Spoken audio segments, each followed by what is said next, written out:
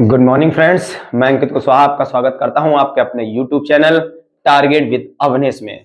जैसा कि हम लोग पढ़ रहे थे कथन निष्कर्ष, और कथन निष्कर्ष में अभी मैंने एक क्लास ली थी, उसी कड़ी में बढ़ते हुए आगे बढ़ेंगे। उम्मीद करता हूं कि आपने पिछली क्लास को देख रखा होगा।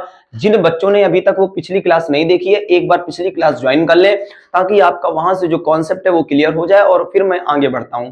और देखिए कितना बढ़िया मैंने आपको कॉन्सेप्ट सिखाया था।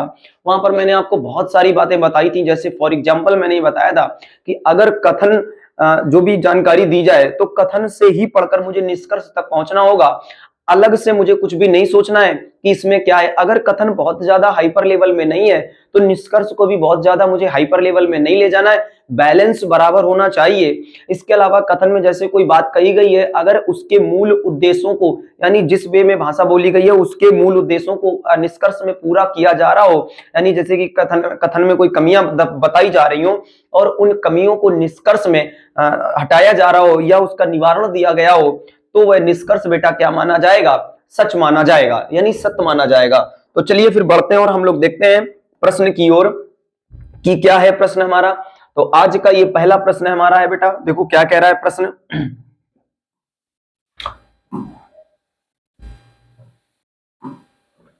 प्रश्न हमारा कह रहा है, पढ़ेंगे बहुत अच्छे से। प्रश्न कह रहा है, कथन है गौरव ने अपनी यात्रा के लिए रेलगाड़ी का आरक्षण इस वर्ष जनवरी में करा लिया, जो वह अप्रैल में कोलकाता के लिए कराना चाहता है। एक व्यक्ति है जिसका नाम है गौरव। कहते हैं गौरव ने अपनी यात्रा के लिए रेलगाड़ी का आरक्षण इस वर्ष जनवरी में करा लिया। इस वर्ष जनवरी में करा लिया और वह जो गौरव है जाना कब चाहता है? भैया जाना चाहता है अप्रैल में, कोलकाता के लिए जाना चाहता है। वह अप्रैल में जाना चाहता है और उसने अभी से ही रिजर्वेशन करा लिया। कहते हैं भैया रेलवे विभाग 3 माह पूर्व में आरक्षण उपलब्ध कराता है। तो ये कैसा है बेटा? ये सही है। अच्छा मुझे बताओ, रेलवे विभाग अगर 3 महीने पहले ही आरक्षण उपलब्ध ना कराता तो क्या ये जो गौरव है क्या रिजर्वेशन 3 महीने पहले करा सकता था? नहीं करा सकता था। जैसे मैं आपसे कहूं कि आप जा करके 12 बजे रात के आपने गोलू की दुकान से पेन खरीद के ले आए, तो निष्कर्ष क्या निकलेगा कि रात के 12 बजे गोलू की दुकान खुली है। भैया खुली तभी तो आप पेन लेकर आ गए ना, क्योंकि आपने खुद कहा मैं गोलू की दुकान से रात 12 बजे पेन लेकर आ गया। इसका मतलब निष्कर्ष है कि गोलू की दुकान रात में 12 बजे खुली होगी। कुछ ऐसे ही मैंने इसको जोड़कर समझाने का प्रयास किया है कि वो कह रहे भैया रेलवे का आरक्षण 3 महीने पहले करा लिया है। इसका मतलब है 3 महीने उसने रेलवे विभाग ने आरक्षण खोल दिया होगा वेबसाइट अपनी, तभी वो करा सकता है। क्लियर है कि नहीं? आगे देखो कह रहे हैं कलकत्ता के लिए प्रतिदिन 1 से अधिक रेलगाड़ी है। अब कथन में ये बात नहीं बताई गई कि कलकत्ता के लिए प्रतिदिन 1 गाड़ी है कि 2 गाड़ी है 3 गाड़ी है, तो हम ये निष्कर्ष बेटा यहां नहीं निकाल सकते हैं। कहेंगे ये निष्कर्ष हमारा क्या हो जाएगा? गलत हो जाएगा। इसके बारे में मैं यहां से कोई भी डाटा नहीं प्राप्त कर सकता हूं। चलिए उम्मीद करते हैं बेटा समझ में आ रहा होगा। बढ़ते हैं अगले प्रश्न की ओर और देखो अगला प्रश्न हमारा क्या कह रहा है। अगला प्रश्न है हमारा, अगला प्रश्न बेटा कृष्णा ने, अगला प्रश्न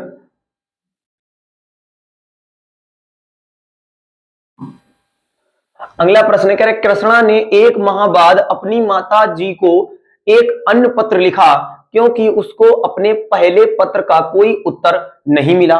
कह रहे एक व्यक्ति है जिसका नाम दिया है कृष्णा। कृष्णा ने अपनी माता जी के लिए एक पत्र लिखा। बोले भैया क्यों लिखा? क्योंकि उसने एक पत्र और लिखा था पहले से, उस पत्र का अभी तक कृष्णा की माता ने जवाब नहीं दिया है। तो कह रहे भैया देखते हैं जरा। कहते हैं कृष्णा की माता को पहला पत्र नहीं मिला। मुझे एक बात बताओ, क्या इतनी बात से क्या ये निष्कर्ष समझ में आ रहा है कि कृष्णा की माता को पत्र पहला वाला मिला या नहीं मिला? भैया ऐसा भी हो सकता है कि पत्र तो मिला हो लेकिन वो किसी से जवाब अपना लिखवा ना पाई हो या उसके पास समय ना मिला हो कि हम जवाब उसका दे सके। तो ये निष्कर्ष नहीं मिल सकता मुझे कि कृष्णा की माता को पहला पत्र नहीं मिला। मिला या नहीं मिला इसके बारे में कोई मुझे डाटा कथन से प्राप्त नहीं है। मैं कह सकता हूं इसका आंसर गलत है। गलत का मतलब है कि ये निष्कर्ष तक मैं नहीं पहुंच सकता हूं। आगे बढ़ेंगे, कह रहे हैं पत्र सामान्यतः एक हफ्ते में पहुंच जाता है।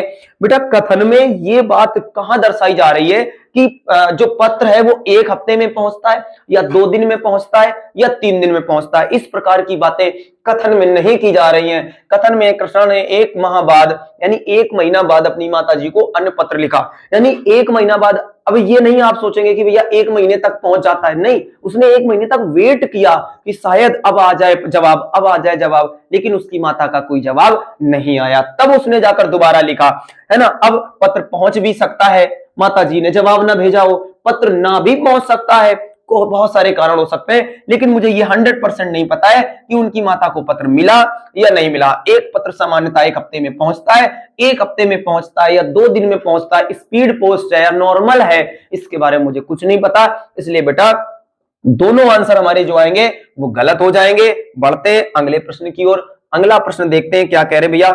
अगला प्रश्न जो आया ये आया, बहुत ही सुंदर है ना, पढ़ते हैं जरा। कहते हैं कि एक मध्य प्रदेश में कांडली गांव के बहादुर व सचेत गांव वासियों ने भयंकर डाकुओं के एक समूह जो बहुत अधिक परिष्कृत शस्त्रों से लैस थे को पकड़ा तथा पुलिस के हवाले कर दिया। यहां पर एक गांव है, मध्य प्रदेश का गांव बता रहे हैं भैया, मध्य प्रदेश का कांडली गांव है। यहां पर क्या हुआ कि डाकू आ गए। पहले के जमाने में ऐसा हुआ करता था भैया, शादी हो रही है और पता चला कि डाकुओं का झुंड आ गया, पूरी बारात की बारात लूट ले गए। बारात का मतलब जो भी वहां पर लोग आते थे बाराती, उनका पैसा जेवर और दुल्हन के सारा सामान लूट के चले गए, है ना। इस प्रकार की घटनाएं हुआ करती थी। तो उसी से कुछ रिलेटेड एक प्रश्न बनाया कि डाकुओं का एक समूह बहुत परिष्कृत शस्त्रों के साथ यानी बंदूकें लेकर आए भैया और लूटने के लिए। तो हुआ क्या कि गांव वासियों ने प्लानिंग कर ली। अब गांव वालों ने क्या किया, उनको घेर लिया चारों ओर से और पकड़ लिया भैया, है ना, ऐसा कुछ किया। कह रहे हैं कि पुलिस के हवाले कर दिया और पकड़ने के बाद उनको पुलिस के हवाले कर दिया। अब आगे देखो, कह रहे हैं निष्कर्ष, इससे क्या निष्कर्ष निकलता है। कहते हैं कांडली गांव के गांव वासियों को परिष्कृत शस्त्रों से सज्जित किया जाना चाहिए जिससे वे ऐसी बहादुरी भविष्य में दोबारा दोहरा सके। कहते हैं कि इन गांव वालों को भैया हथियार दे दिए जाएं, सशस्त्र दे दिए जाएं, है ना। ये लिखा है परिष्कृत शस्त्रों से सुसज्जित किया जाना चाहिए या सज्जित किया जाना, यानी उन्हें दे दिया जाना चाहिए ताकि वो दोबारा ऐसी घटनाओं को अंजाम दे सकें। भैया ये तो बिल्कुल गलत हो जाएगा, यानी ऐसा नहीं आप कर सकते हैं कि गांव वालों को आप तुरंत बंदूकें दे दो, लो, है ना, पता चले वो डाकुओं की जगह किसी और को उड़ाने लग जाए, खुद ही डाकू बन जाए, है ना। तो ऐसा नहीं हो सकता है, ये निष्कर्ष गलत है। इसके मूल उद्देश्यों को ये पूरा करता हुआ नजर नहीं आ रहा है। चलिए आगे बढ़ते हैं। कह रहे प्रवासियों को उनके साहस व एकता के लिए पुरस्कृत किया जाना चाहिए। हाँ ये बेटा बिल्कुल सच हो सकता है, यानी कि इस कथन से यह निष्कर्ष निकाला जा सकता है, क्योंकि मैंने कहा था कि यदि कोई कथन दिया है और कथन में कोई ऐसा निष्कर्ष आ जाए जो उसके मूल उद्देश्यों को पूरा करता हो, वह निष्कर्ष सच माना जाएगा। यानी यहां पर ये उसके मूल उद्देश्यों को पूरा कर रहा है कि उनको सम्मानित किया जाना चाहिए। हाँ ये बात मान सकते हैं कि उनको हम लोग सम्मानित कर सकते हैं। चलिए आगे बढ़ते हैं और बहुत बढ़िया प्रश्न है ये, देखिए अगला प्रश्न क्या कह रहे हैं। अगला प्रश्न ये रहा हमारा, कह रहे योग ठेकेदारों जो निर्माण कार्य करने में अनुभवी हो से सीलबंद निविदाएं आमंत्रित की जाती हैं। कैसी हैं? सीलबंद निविदाएं आमंत्रित की जाती हैं। यानी एक समझ लीजिए किसी का टेंडर लेना है, ठेका उठना है, तो वहां पर सरकार ने कह दिया कि योग ठेकेदारों जो निर्माण कार्य करने में अनुभवी हों, यानी कि जिनके पास अनुभव अच्छा खासा हो, एक्सपीरियंस हो, सीलबंद निविदाएं आमंत्रित की जाती हैं। उनसे हम लोग सीलबंद निविदाएं आमंत्रित कर लेंगे कि हमें किसको ठेका देना है, किसको नहीं देना है। तो निष्कर्ष नंबर पहला कह रहे हैं निविदाएं केवल अनुभवी ठेकेदारों से आमंत्रित हैं। जी हाँ बिल्कुल ये सही है। अब आपको लग रहा है, शायद लग सकता है थोड़ी देर के लिए कि भैया केवल शब्द आ गया है, केवल शब्द आ गया है और फिर भी ये सही है ना। मैंने आपको कई बार बताया है कि केवल एकमात्र जहां ऐसे शब्द आ जाए गलत होता है, लेकिन मैंने आपको यह भी बताया है कि यदि कथन में ऐसी बात नजर आए केवल की ओर दर्शाए, एकमात्र की ओर दर्शाए, तो अगर निष्कर्ष में केवल एकमात्र आते हैं तो वह हमेशा सही माने जाते हैं बेटा। अब यहां पर देखो कह रहे योग ठेकेदारों जो निर्माण कार्य करने में अनुभवी हो से सीलबंद निविदाएं आमंत्रित की जाती हैं, यानी केवल उन्हीं से जो योग्य हो, अनुभवी हो, उन्हीं से आमंत्रित की जाती है, बाकी से नहीं। तो वही कह रहा है निविदाएं केवल अनुभवी ठेकेदारों से आमंत्रित हैं, ये बात सच है। क्लियर है कि नहीं? अब अगर यहां पर ये आ जाता कि निविदाएं केवल अनुभवी ठेकेदार ही भेजेंगे, तो हो सकता था कि तुम्हें गलत भी हो जाए कि ऐसा नहीं कि अनुभवी, कुछ लोग अनुभवी भी भेज सकते हैं, लेकिन जो मांगी जा रही वो अनुभवी से ही मांगी जा रही, लेकिन जो भेजेंगे वो हो सकता है कि कुछ अनएक्सपीरियंस लोग भी भेज देंगे, शायद हमारा चांस हो जाए, है ना। तो आगे बढ़ते बेटा, निर्माण कार्य में योग्य निविदाएं प्राप्त होना कठिन है, ये कैसा है?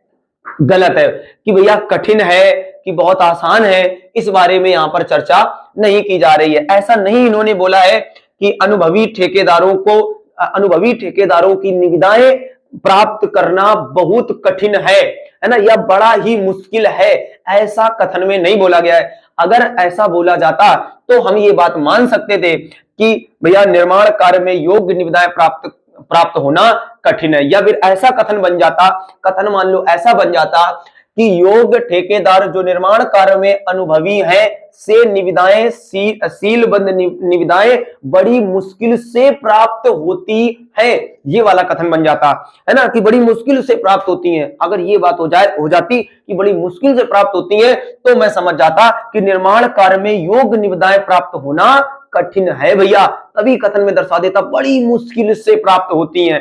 क्लियर है कि नहीं? लेकिन यहां पर बड़ा सिंपल सा बताया उसने, तो जो सिंपल बता रहा है तो सिंपल वे में हम गलत भी कर देंगे। बताइए बात समझ में आ रही है कि नहीं? और जिन लोगों को बातें समझ में आ रही भैया कमेंट बॉक्स में एकदम बढ़िया लिख देंगे भैया मजा आ रहा है, एकदम बिल्कुल सही, जबरदस्त, है ना। और लाइक का बटन 2-4 बार ठोक दो भैया, 3 बार, है ना, एक बार ठोको, 2 बार अगर कर दोगे तो डिसलाइक हो जाएगा मेरे बच्चा, है ना, इसलिए 3 बार कम से कम, है ना, एकदम दिल से निकलना चाहिए। नहीं, बहुत बढ़िया, एकदम जबरदस्त। अगर आप जितना बढ़िया से में कमेंट बॉक्स में बताएंगे बढ़िया बढ़िया चल रहा है एकदम से, उतना मजा आएगा, एकदम फुल मोटिवेट के साथ आएंगे। और भी जो हम चैप्टर लाएंगे और चैप्टर वाइज पढ़ाएंगे, आपको बड़ा ही मजा आने वाला है। प्रैक्टिस भी क्वेश्चन लाएंगे, आपको कतई भी परेशान ना हो। आगे बढ़ते हैं इसी के साथ। देखो अगला प्रश्न क्या कहना चाहता है मेरा, अगला प्रश्न जो है, अगला प्रश्न बेटा ये रहा। अगला प्रश्न कह रहा है, कथन में है मेरा भाई बहुत अच्छा गाता है। अच्छा भैया, इनका भाई जो है वो बहुत अच्छा गाता है, मेरा भाई बहुत अच्छा गाता है, मेरी बहन बास्केटबॉल की खिलाड़ी है, मैं बहुत अधिक बुद्धिमान हूं। 3 व्यक्ति हैं, मेरा भाई बहुत अच्छा गाता है, मेरी बहन बास्केटबॉल की खिलाड़ी है, मैं बहुत अधिक बुद्धिमान हूं। तो इतने से जरा निष्कर्ष मुझे बताइए, क्या कह रहे हैं? कह रहे हैं हम सभी बहुत अधिक प्रतिभा संपन्न हैं। बताइए जल्दी से कैसा आएगा, बताइए बताइए जल्दी से बताइए। तो इसका आंसर आ जाएगा बेटा गलत है। कैसा है? गलत है। बोले भैया अरे हमें तो लग रहा है सही है, ये आपने गलत कर दिया। जी हाँ, बिल्कुल ध्यान से देखा जाए क्यों गलत है। मेरा भाई बहुत अच्छा गाता है। भैया कैसा गाता है? बहुत अच्छा गाता है। आगे कह रहे हैं मेरी बहन बास्केटबॉल की खिलाड़ी है। बास्केटबॉल की खिलाड़ी, कैसी खिलाड़ी है पता नहीं है, कैसी खिलाड़ी है पता नहीं है, अच्छी है कि खराब है कि केवल खिलाड़ी है ना। आगे बढ़ते हैं, कहते हैं कि मैं बहुत अधिक बुद्धिमान हूं। मैं कैसा बुद्धिमान हूं? भैया मैं बहुत अधिक हूं। क्लियर है कि नहीं? यानी कि मेरी क्वालिटी बताई गई, मेरे भाई की क्वालिटी बताई गई, मेरी बहन के बारे में बताया नहीं गया है। इतना पता है वो खिलाड़ी है, पर कैसी खिलाड़ी ये नहीं पता। तो यहां पर देखिए क्या कह रहे हैं, हम सभी बहुत अधिक प्रतिभा संपन्न है ना। हम सभी बहुत अधिक प्रतिभा संपन्न नहीं है, हम और मेरा भाई बहुत अधिक प्रतिभा संपन्न है, मेरी बहन प्रतिभा संपन्न है, बहुत अधिक नहीं है। तो ये क्या हो जाएगा? गलत हो जाएगा मेरे बच्चा। क्या हो जाएगा? गलत हो जाएगा। क्लियर है कि नहीं? अगर ये कह देता मतलब मेरा भाई है, कह देता कि मेरी बहन बास्केटबॉल की बहुत अच्छी खिलाड़ी है, तो बहुत अधिक प्रतिभाशाली होते, है ना। अगर मैं यहां से ये हटा दूं, बहुत अधिक हटा दूं, अब ये बेटा आपका क्या हो जाना था? अब ये आपका क्या हो जाना था? अब ये बेटा सही हो जाता। अगर इस निष्कर्ष को मुझे सही बनाना हो, अगर मुझे इस निष्कर्ष को सही बनाना हो तो हम यहां से बहुत अधिक क्या करें, हटा देंगे बेटा। क्या कर देंगे, हटा देंगे। हम सभी प्रतिभा संपन्न हैं। जी हां, ये बात सच हो जाएगी कि हम बहुत अधिक प्रतिभा संपन्न है। क्लियर है कि नहीं? क्योंकि मेरी बहन बास्केटबॉल की खिलाड़ी है। अब खिलाड़ी है तो प्रतिभा संपन्न है, लेकिन जब तक ये बना रहेगा, अगर हम बात करें इसके इस प्रश्न की, तो आंसर बेटा आएगा गलत। हमने आपको बताया कि ये प्रश्न कब गलत हो सकता है, कब सही हो सकता है। बढ़ते हैं आगे। हम सभी खिलाड़ी हैं, है ना? गलत बात हो जाएगी भैया। हम सभी खिलाड़ी, है ना? कह रहे हम सभी खिलाड़ी। मेरा भाई बहुत अच्छा गाता है, बोले कि गाना गाता भैया ये भी खिलाड़ी है क्या? ना ना, ये खिलाड़ी ना है कि नहीं भैया? आगे बढ़ते हैं, अगला प्रश्न देखते हैं। और अगला प्रश्न क्या है हमारा? अगला प्रश्न देखिए, कितना सुंदर प्रश्न आया भैया आपके सामने, है ना? सुंदर सुंदर प्रश्नों का संकलन, है ना? आप देख रहे हैं रीजनिंग बाय अंकित सर के साथ भौचक रीजनिंग बिंदास रीजनिंग बाय अंकित सर, है कि नहीं? हाँ हाँ, मजा आ रहा है भैया। देखो जल्दी से, कह रहे हैं कथन है, चिकित्सक की राय है कि रोगी की दशा इस ऑपरेशन के बाद सामान्य हो जाएगी। जो बेचारा एक रोगी है, परेशान है, डॉक्टर कह रहा है जी हाँ बिल्कुल बताइए क्या आपको समस्या है, आप बिल्कुल कतई ना परेशान हो, मैं ऑपरेशन कर दूंगा और फटाफट आपकी समस्या खत्म कर दूंगा, ऐसा कुछ कह रहे। निष्कर्ष भैया, रोगी की दशा ऐसी है कि ऑपरेशन किया जा सके। जी हाँ बिल्कुल। तो ये निष्कर्ष कैसा हो जाएगा? एकदम सही हो जाएगा। ये निष्कर्ष निकाला जा सकता है। क्यों? क्योंकि डॉक्टर ने आकर बोल दिया, क्या बोला है कि चिकित्सा की राय है कि रोगी की दशा ऑपरेशन के बाद सामान्य हो जाएगी। अगर हो जाएगी तो मतलब ऑपरेशन किया जा सकता है भैया। अगर ऑपरेशन ना किया जाता तो ये बात डॉक्टर क्यों बोलता? आगे है, रोगी को कुछ महंगी दवाएं दी जा सकती हैं और ऑपरेशन की आवश्यकता ना हो। ये बेटा गलत हो जाएगा, क्योंकि कथन में महंगी दवाएं, ऑपरेशन ना हो, ऐसी बातें नहीं बोली गई हैं। कथन में हम ये बात बिल्कुल नहीं कह सकते कि उसको महंगी दवाई दी जाएंगी या सस्ती दवाई दी जाएंगी, ऑपरेशन किया जाएगा, नहीं किया जाएगा। लेकिन मुझे इतना पता है कि उसकी ऐसी स्थिति है कि उसका ऑपरेशन किया जा सकता है। यानी कि मान लो जो कैंसर है वो फर्स्ट स्टेज का है या सेकेंड स्टेज का कैंसर है, तो हम डॉक्टर ने देखा अच्छा कैंसर भैया कोई बात नहीं है, मैं इसको सर्जरी कर दूंगा और ऑपरेशन से सही हो जाएगा, आप कतई परेशान ना हो। तो मैं कह रहा हूं कि दशा ऐसी है कि ऑपरेशन किया जा सकता है। क्लियर है? पता चले कि मान लो कैंसर बढ़ गया, थर्ड फोर्थ ऐसे पहुंच गया, तो उसका ऑपरेशन नहीं किया जाएगा, क्योंकि पता चला ऑपरेशन करते में अगर कहीं वो फट गया तो इंसान भी खत्म, है ना? चलिए आगे बढ़ते हैं। और ये देखो अगला प्रश्न क्या रहा है? अगला प्रश्न ये रहा, ये देखते हैं अगला प्रश्न क्या कह रहे भैया। सरकार अंतरराष्ट्रीय तेल की कीमतों में उछाल के मद्देनजर डीजल मूल्य की वर्तमान नीति की समीक्षा करेगी। सरकार के एक प्रवक्ता, बेटा सरकार के एक प्रवक्ता ने क्या बोल दिया है कि जो डीजल में अचानक से उछाल, अचानक तो खैर नहीं है, डीजल में जो उछाल आ रहा है उसकी समीक्षा के लिए, है ना, सरकार अंतरराष्ट्रीय तेल की कीमतों में और उछाल के मद्देनजर डीजल मूल्य की वर्तमान नीति की समीक्षा करेगी। यानी जो भी और उछाल होना चाहिए या नहीं उछाल होना चाहिए, या अब डीजल के रेट को कम किया जाना चाहिए या नहीं कम किया जाना चाहिए, इसको ध्यान में रखते हुए एक समीक्षा बैठक करेगी, मीटिंग बुलाएगी और मीटिंग में यह निष्कर्ष निकाला जाएगा कि बताइए आगे क्या किया जाए। डीजल की कीमतों को रोक दिया जाए, यानी मतलब रोकने का मतलब स्टेबल कर दिया जाए, यहीं पर स्थिर कर दिया जाए, या इसको और बढ़ाया जाए या उसको कम किया जाए, इस प्रकार की बातें की जानी है ना। तो भैया देखते हैं जरा निष्कर्ष में क्या है। निष्कर्ष है अंतरराष्ट्रीय तेल की कीमतों में आसन्न, मतलब जो अभी आसपास का मतलब है, आसन्न मतलब होता है अगल बगल, संलग्न, पड़ोसी, निकटवर्ती, ऐसे मान लीजिए निकटवर्ती समझिए। तो कह रहे उछाल के बाद सरकार डीजल की कीमतों में वृद्धि करेगी।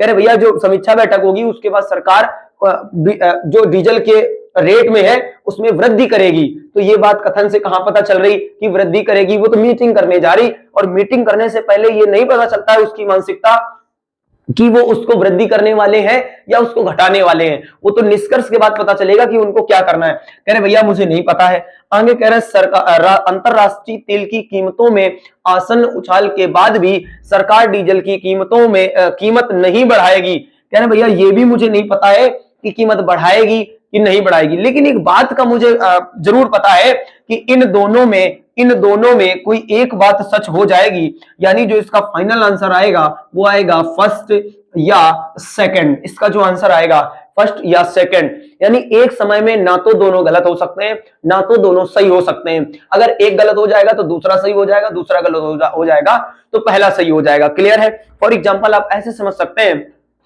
कि कैसे समझ सकते हैं कि मान लो कहीं मीटिंग होनी जा रही है तो उसमें ये अभी संशय का मामला है कि वो बढ़ाया जाएगा या नहीं बढ़ाया जाएगा। क्लियर है? अब अभी जब तक रिजल्ट नहीं आया है तब तक दोनों डाउट है, आएगा या नहीं आएगा, लेकिन हमें इतना पता है कि दोनों में से एक ही होगा। दोनों एक साथ ना तो सच हो सकते हैं ना तो दोनों गलत हो सकते हैं। क्लियर है कि नहीं? चलिए आगे बढ़ते हैं और अगला देखते हैं प्रश्न क्या कह रहा है हमारा। अगला प्रश्न क्या कह रहा है? अगला प्रश्न कह रहा है यदि सभी खिलाड़ी कह रहे हैं यदि सभी खिलाड़ी अपनी पूरी क्षमता से खेलते हैं तो हम मैच जीतेंगे। हमने मैच जीत लिया। कह रहे हैं यदि सभी खिलाड़ी, जितने भी हमारे टीम के खिलाड़ी हैं, सभी खिलाड़ी अपनी पूरी क्षमता से खेलते हैं तो हम मैच जीत जाएंगे। और कह रहे हैं हमने मैच जीत लिया, वाह, है ना, मैं जीत गया। तो अगर भैया हमने मैच जीत लिया है, इस बात का निष्कर्ष क्या है?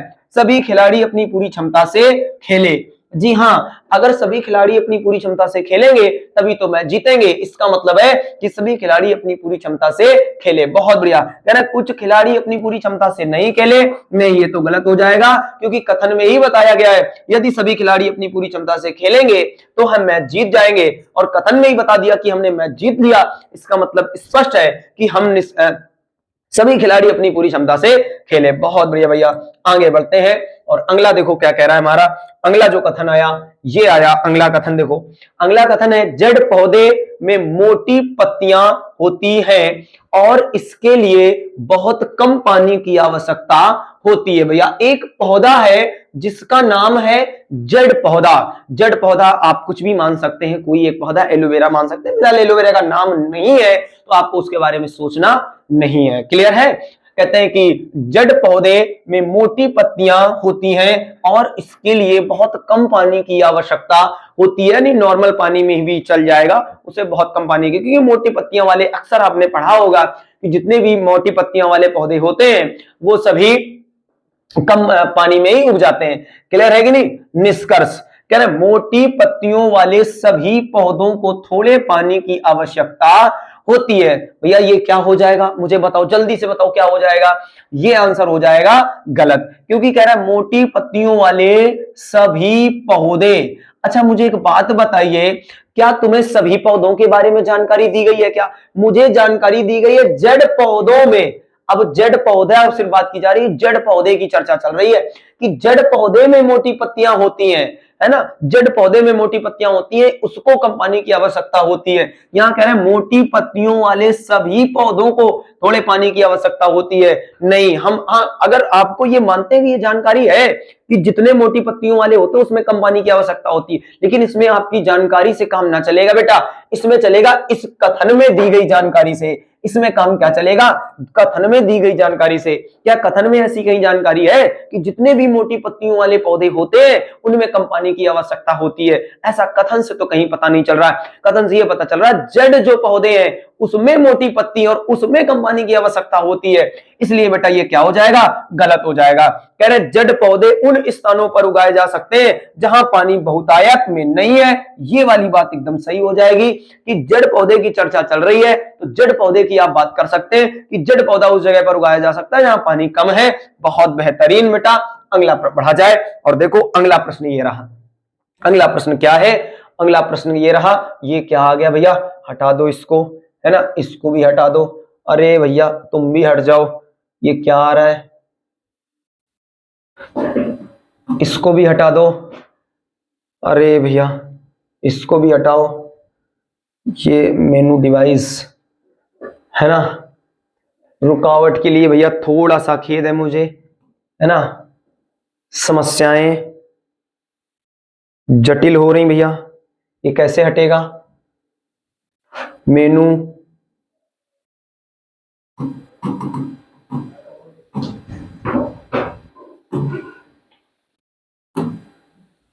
ओके, बढ़ते हैं आगे अगले प्रश्न की ओर और देखते हैं अगला प्रश्न क्या कह रहा है भैया। और पहले वापस जाके देख ले कोई छूटा तो नहीं। हाँ, जड़ पौधे वाला हो गया है। चलिए ये वाला प्रश्न करते हैं और देखो कितना बेहतरीन प्रश्न आ चुका है ना। चलिए देखा जाए, थोड़ा सा डिस्टरबेंस हुआ लेकिन कोई बात नहीं। आइए फिर से, कहते हैं कथन है, दहेज के खिलाफ बहुत ज्यादा बोलने वाले लोग वे हैं जिन्होंने खुद इसे लिया था। बहुत बढ़िया भैया, है ना। आप देखते हैं हकीकत में जितने भी लोग पैसे वाले होते हैं वो अक्सर क्या कहते हैं, है ना, मंच में, मीटिंग में, समाज में, अरे दहेज लेना पाप है, मैं तो बिल्कुल दहेज नहीं लेता, है ना। और दुनिया भर की एकदम चर्चाएं बोलेंगे, दहेज के खिलाफ झंडा लेकर निकलेंगे, प्रदर्शन करेंगे। लेकिन बाद में पता चलता है उन्हीं की गाड़ी, उन्हीं की शादियों में, लड़कों की शादियों में भैया पता चले गाड़ी मांग लेते हैं जैगवार। क्लियर है कि नहीं? महंगी महंगी गाड़ियों, डिजायर, है ना, डिजायर तो सस्ती है ना, थार, महंगी महंगी गाड़ियों डिमांड करते हैं, बोलते हैं कि मेरे पास इतना तो भाई, इतना तो बनता ही है। ये नहीं कहते दहेज, बोले इतना बनता ही है, ऐसे ऐसे शब्दों का प्रयोग करते हैं भैया, है ना। तो फिलहाल यहाँ पर बात करते हैं, कह रहे दहेज के खिलाफ बहुत ज्यादा बोलने वाले वे लोग हैं जिन्होंने खुद इसे लिया था। जी हाँ बिल्कुल, निष्कर्ष है, कहना करने की तुलना में क्या बोले, कह रहे कहना करने की तुलना में आसान है। जी हाँ बिल्कुल, कह रहे हैं कि जो है कहना है वो करने की तुलना में आसान होता है। जी हाँ, बोलने में क्या जाता है भैया, आप तुरंत बोल दीजिए, लेकिन जब करना पड़ता है ना तो बड़ा कठिन है। मैं भी बोल सकता हूँ हाँ, मैं 24 घंटे, है ना, 36 घंटे पढ़ा सकता हूँ लगातार, लेकिन जब करना पड़ता है तब भैया लगता है कि नहीं, कठिन है ना। आगे बढ़ते हैं, कहते हैं लोगों के दोहरे मापदंड है। जी हाँ बिल्कुल, ये बात एकदम सच है, लोगों के दोहरे मापदंड है। कथन से पता चल रहा है मुझे, वास्तविक जीवन से नहीं मैं बात कर रहा हूं, कथन से पता चल रहा है। कह रहा दहेज के लिए बहुत ज्यादा बोलने वाले लोग वे हैं जिन्होंने इसे खुद लिया है। भैया दहेज ले लिया है, फिर बोले चला रहे हैं कि भैया दहेज नहीं लेना चाहिए, इसका मतलब दोहरे मापदंड है, स्पष्ट रूप से पता चल रहा है। तो आंसर आ जाएगा, ये भी सही है, ये भी सही है, बहुत राइट, बहुत बढ़िया। आगे बढ़ते हैं, है ना। चलिए ये रहा अगला प्रश्न, क्या कह रहे हैं, अगला प्रश्न इन्होंने दिखाया मुझे, आगे कह रहे हैं जापान में, अगला प्रश्न है, जापान में पेट के कैंसर की घटनाएं बहुत अधिक है। भैया जापान में पेट का कैंसर की घटनाएं बहुत अधिक हैं, जबकि आंत कैंसर बहुत कम है। यानी जापान में पेट कैंसर ज्यादा है और आंत का जो कैंसर है वो कम है। लेकिन जब जापानी हवाई देश में जाते हैं, यानी जब जापानी व्यक्ति, जापानी लोग, जापानी आदमी, जापानी औरत, यानी कोई भी मान लो कि जब जापानी व्यक्ति हवाई देश में जाते हैं तो यहां उल्टा है बेटा, यहां उल्टा हो जाता है। मतलब उल्टा हो जाता है, कह रहे अगली पीढ़ी में आंत कैंसर की दर बढ़ जाती है। भैया वहां आंत कैंसर कम था, यहां आंत कैंसर बढ़ रहा है, बहुत बढ़िया, बढ़ जाती है, लेकिन पेट के कैंसर की दर कम हो जाती है। यहां पेट का जो कैंसर है वो कम हो जाता है, वहां पेट का कैंसर ज्यादा था। क्लियर है कि नहीं? आगे बढ़ेंगे, यह सब पोषण से संबंधित है। हवाई में जापानी लोगों का आहार जापान की तुलना में अलग है। जी हाँ बिल्कुल, कह रहे हैं ये सब जो बीमारियां हैं ना, ये खान पान की वजह से हो रही हैं। अच्छा, इन्होंने ये भी बताया कि जो जापान में खाना है और जो हवाई में खाना है वो दोनों अलग है। अलग तो होना ही चाहिए, अलग होना चाहिए। क्यों अलग होना चाहिए? क्योंकि भैया जब वो लोग वहां गए ना तो आपने देखा कि दोनों विपरीत हो गए। अब विपरीत हो गए इसका मतलब क्या है, आहार में कुछ ना कुछ कमी रही होगी, वातावरण में कुछ ना कुछ कमी रही होगी। तो इन्होंने बताया कि जो समस्या है वो आहार की वजह, वहां कुछ लोग दूसरा खाते होंगे। भैया जापान में पता चले कि जापानी खाना चल रहा है ना, तो वो उसकी वजह समस्या। हवाई में गए, हवाई में दूसरा खाना बोले, उसमें वो दूसरी समस्या है। तो समस्या ही समस्या है। निष्कर्ष पर पहुंचते हैं, हवाई के समान आहार को जापान में भी प्रचलित किया जाना चाहिए।